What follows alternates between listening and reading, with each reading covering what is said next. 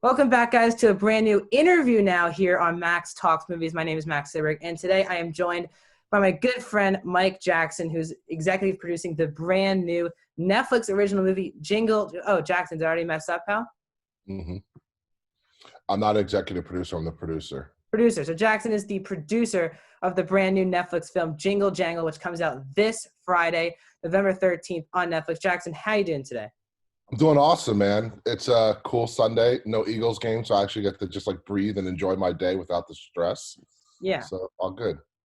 So first of all, before we get talking about the film itself, how excited are you that this film is finally coming out on Friday for everyone to see?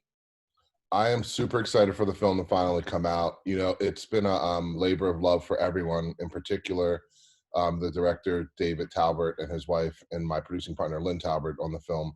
They wrote this script originally 20 years ago. And, you know, folks weren't making these types of movies then, or even a couple of years ago, quite frankly. So the fact for them in particular that they finally got to see this film come to life just makes it even that much more exciting for me. Yeah, and also like knowing you, a lot of your projects, they mean something really deeply personal to you, something about your background. So what really made this movie, this project, if you read the script beforehand or the people involved, like what made you have this personal connection with this movie? I think the thing about this movie that makes it so deeply personal for me and for a lot of people is you don't really see a film of this magnitude that centers around a black family, quite frankly. You know, it's a very expensive movie. It's CGI, it's live action, there's animation, and there's so many elements that come to making it what it is. But then at the center of it to be this like black family in this fantastical world. I kind of liken it to like Black Willy Wonka set against the holiday themes with great music. But again, you've never seen that before. So to close out the question, I think what got to us and made it so personal was what I call the Black Panther effect. It is not Black Panther, but it gives you the effect of Black Panther in the sense that young boys and girls and people of color get to point to a poster and point to a screen and see people that look like them in a way they've never been presented before. Yeah, and that really comes through with the cast as well. Very, very diverse cast. So let's talk about the cast a little bit too. So tell me some of the people who you really think are going to really shine too in this movie really well. I know there's Keegan-Michael Key, there's Forrest Whitaker. Tell me some people. Are the kids also just really fantastic? Just tell me all that type of stuff here. Well, look, the true lead of the film is a young lady named Madeline Mills. It's her first movie. Prior to that, she had a smaller role on Broadway in School of Rock, but this is like her moment, and she shines brighter than any star you've ever seen. She can act her little butt off. She can sing. She can dance. She's everything you'd want in your leading lady. And I'm really excited for the world to discover her. Kieran Dyer is her counterpart, another young boy. It's his first movie. Interestingly enough, we had open calls for the kid roles. Kieran, for his birthday, asked his parents to take him down to the audition line amongst thousands and thousands of other little boys. And it was the best birthday present he ever got because he got a call back and he eventually got the part. And now he's starring in a major motion picture. So I'm really excited for the world to discover those two young actors. And then one other thing, as far as the actors, you can't talk about our cast without talking about Felicia Rashad, Mrs. Huxtable, the mother to a generation. She blessed us with her performance as well. And I'm excited for folks to continue to see her incredible body of work. Yeah, I'm really excited too. And also, I want to talk about your relationship as well, the movie's relationship really with Netflix. You've gone to a lot of your projects, a lot of, HBO, Showtime, but if I'm not mistaken, it's one of your first kind of, Netflix is definitely a relationship that you just got with this movie. So let's talk about that relationship. How crucial was Netflix helping you guys out throughout the movie? Talk about your relationship with Netflix and how they're promoting the movie as well. Well, we have a great relationship with Netflix. Actually, we have a TV series called Rhythm and Flow. That's like a hip hop competition series that's done really well for them. We have another documentary film called Giving Voice that won Sundance Audience Choice Awards this year that comes out also in a couple of weeks on Netflix. And then we have obviously Jangle. Netflix has been an incredible partner. They're super committed to the artistry. They put their money where their mouth is, and they are competitive, if not superior to most studios as far as financial commitment. And they also give you a lot of room to breathe and to create your art and deliver whatever that content is you're trying to deliver. So I would say Netflix has been a fantastic partner. I hope they watch this because I like to get some more of their money and make more stuff. But they've been a great partner for us, and we're really excited to be in business with them. Yeah. And then transitioning back to the movie, there's so many, there's Usher, Chris Martin, John Legend. There's all these different musical people put into this movie.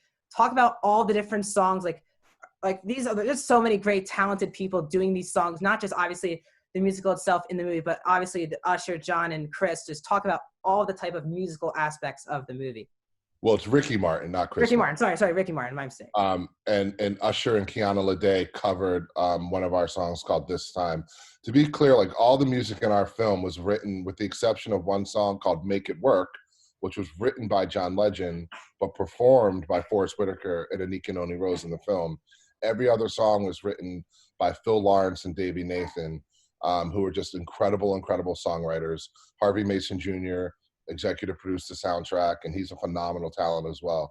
I think musically people are going to be so blown away by this film. Ricky has his little moments.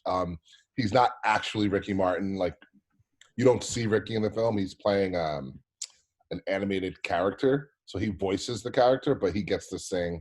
And again, getting Usher and Kiana Lede to do the cover for radio and for marketing the film was just a gift, and it was a great way to kind of excuse me.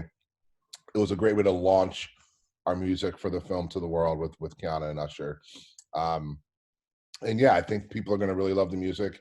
It's integral to the story, and it's fun and fresh. Yeah.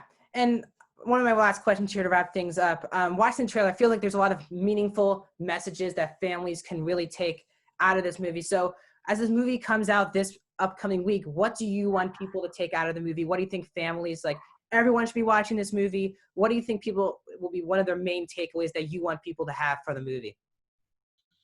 The big takeaway for us after people watch the film is just family first. Do whatever you have to do to preserve your family and fight for your family and love your family and be there for your family.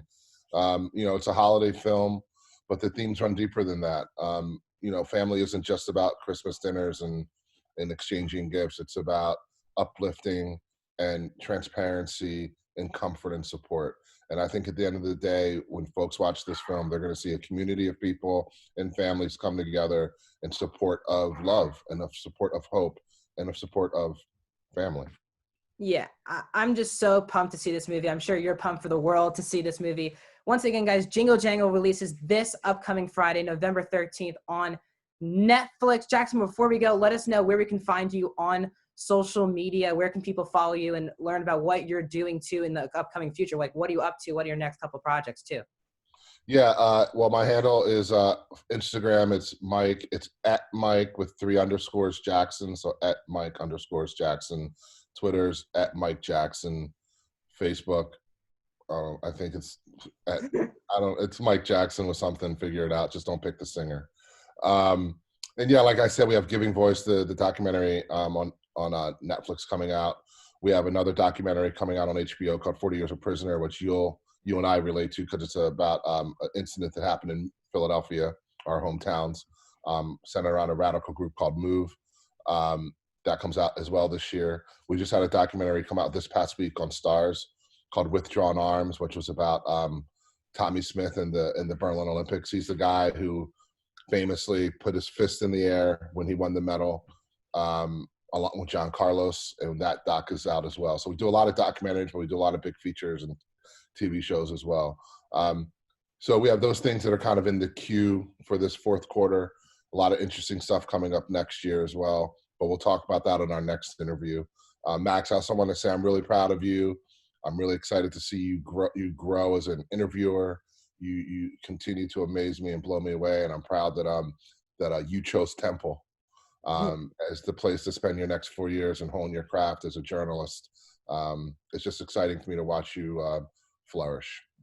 Yeah, I really appreciate you doing this interview. This really does mean a lot. And I'm just so pumped to see not just your upcoming project, but this movie on Friday. I review all the new movies on Fridays, but this one I'm just so excited for that you're a part of it. I know whenever you're a part of something, it really does have a strong message for everyone to enjoy. So you can follow me in the description below, and there is Jones himself popping in on the stream. My greatest production. Yeah. Yeah, it's great to see Jones on the YouTube video here. But you can follow me on social media in the description below. One of the ways, the best way to support this channel is to hit that like button. Please subscribe and share. Do all of those things. Thank you guys once again. Jones Jackson gets to join the stream to end the day. Thank you, Jackson. Everyone, please go check out Jingle Jangle this Friday. We'll see you guys very soon.